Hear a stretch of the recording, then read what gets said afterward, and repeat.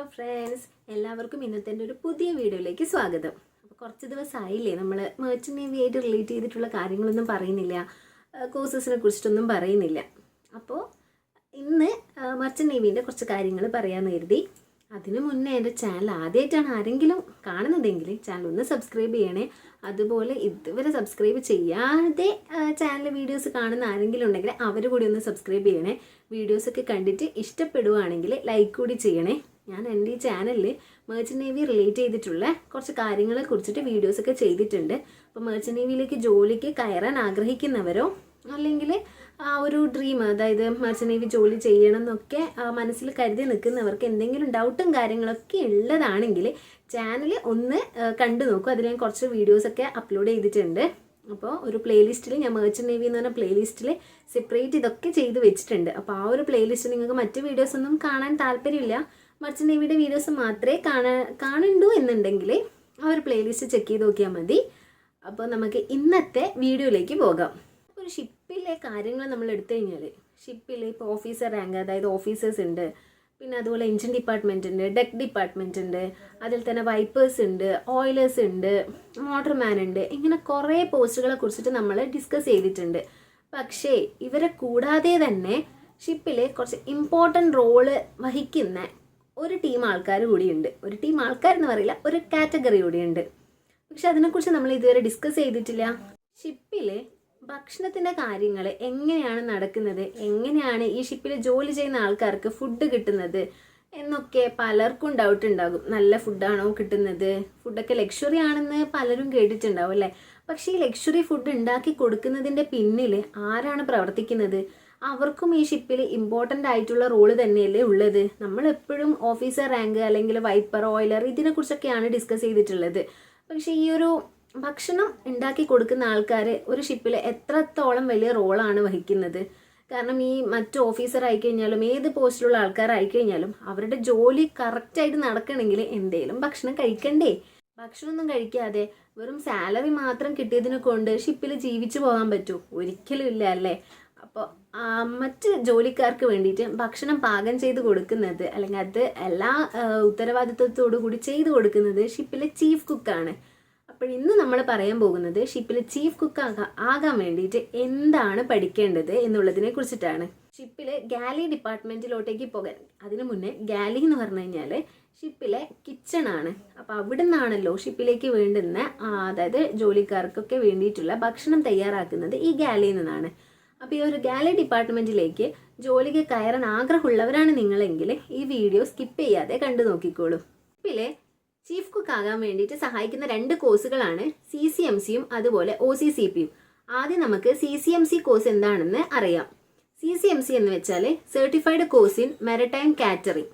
ഈ ഒരു കോഴ്സാണ് ഷിപ്പിലേക്ക് ചീഫ് കുക്കായിട്ട് ജോയിൻ ചെയ്യാൻ വേണ്ടിയിട്ട് നിങ്ങൾ പഠിക്കേണ്ടത്.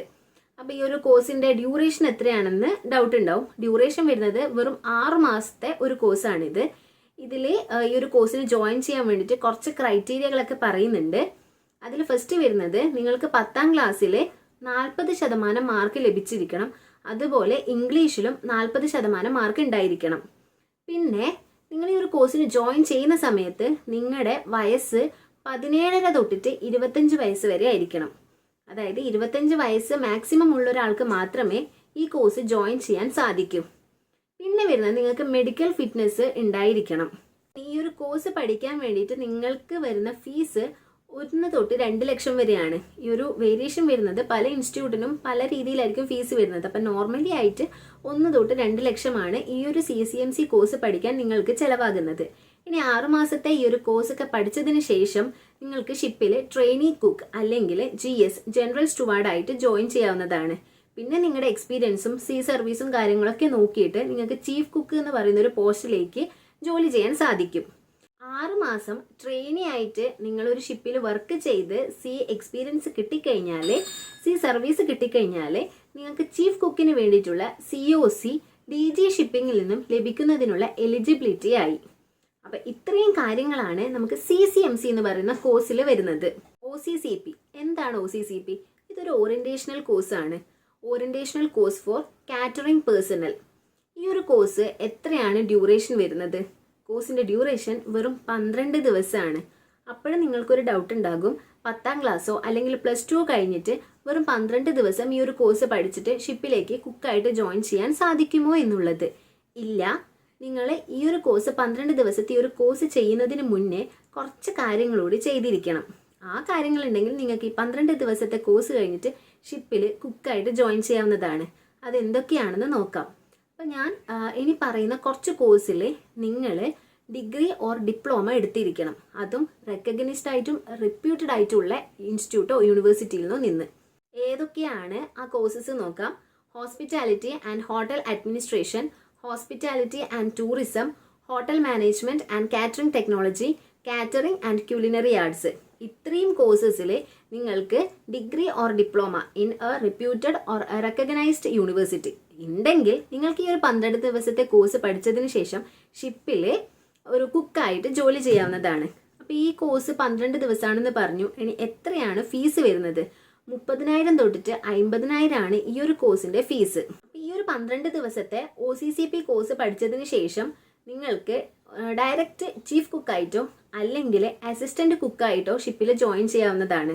ഈ ഒരു OCCP കോഴ്സ് പഠിക്കുന്നതിനെ കൊണ്ടുള്ള ഒരു ഗുണം എന്താണെന്ന് വെച്ച് കഴിഞ്ഞാൽ, നിങ്ങളിപ്പോൾ CCMC കോഴ്സ് പഠിച്ചിട്ടാണ് ഷിപ്പിൽ ജോയിൻ ചെയ്യുന്നതെങ്കിൽ ട്രെയിനി ആയിട്ട് ഒരു 6 മാസത്തെ സീ സർവീസ് എങ്കിലും ലഭിച്ചതിന് ശേഷമാണ് ചീഫ് കുക്കിന് വേണ്ടിയിട്ടുള്ള COCക്ക് DG ഷിപ്പിങ്ങിൽ അപ്ലൈ ചെയ്യാൻ പറ്റുന്നത്.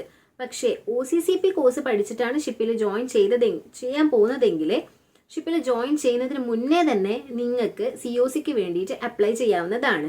അപ്പോൾ സീ സർവീസും കാര്യങ്ങളൊന്നും ആവശ്യമില്ല. ഷിപ്പിൽ ജോയിൻ ചെയ്യുന്നതിന് മുന്നേ തന്നെ COCക്ക് അപ്ലൈ ചെയ്തിട്ട് പിന്നെ ഷിപ്പിലേക്ക് ജോയിൻ ചെയ്യാം. ഇത്രയും കാര്യങ്ങളാണ് OCCP കോഴ്സിനെയും CCMC കോഴ്സിനെയും കുറിച്ച് പറയാനുള്ളത്. ഇതൊക്കെയാണ് ഇതിൻ്റെ ഡിഫറൻസ് വരുന്നത്. അതുപോലെ OCCP കോഴ്സ് പഠിക്കാൻ വേണ്ടിയിട്ട് നിങ്ങൾക്ക് വരുന്ന ഏജ് എന്ന് പറയുന്നത് 18 തൊട്ട് 25 വയസ്സ് വരെയാണ്. മാക്സിമം ഈ ഒരു കോഴ്സ് ജോയിൻ ചെയ്യുന്ന സമയത്ത് നിങ്ങൾക്ക് 25 ആയിരിക്കണം വയസ്സ് ഉണ്ടാവേണ്ടത്. അതിൽ കൂടുതലാണെങ്കിൽ കോഴ്സിന് ജോയിൻ ചെയ്യാൻ സാധിക്കില്ല. അപ്പോൾ ഈ 2 കോഴ്സിനെ കുറിച്ചിട്ട് എല്ലാവർക്കും മനസ്സിലായി എന്ന് കരുതുന്നു. ഇനി എന്തെങ്കിലും കൂടുതൽ കാര്യങ്ങൾ ഡൗട്ട് വരുന്നുണ്ടെങ്കിൽ കമൻറ്റ് സെക്ഷനിൽ ചോദിക്കാവുന്നതാണ്. അതുപോലെ Instagram ID ഞാൻ മെൻഷൻ ചെയ്യുന്നുണ്ട്, അതിലും നിങ്ങൾക്ക് മെസ്സേജ് അയച്ചിട്ട് ചോദിക്കാവുന്നതാണ്. അപ്പോൾ ഇന്നത്തെ വീഡിയോ ഇത്രയേ ഉള്ളൂ. അപ്പോൾ വീഡിയോസ് കണ്ടിട്ട് ഇഷ്ടമാവുകയാണെങ്കിൽ ലൈക്ക് കൂടി ചെയ്യുക. അപ്പോൾ അടുത്തൊരു വീഡിയോ ആയിട്ട് വരുന്നത് വരെ ബൈ. Thank you.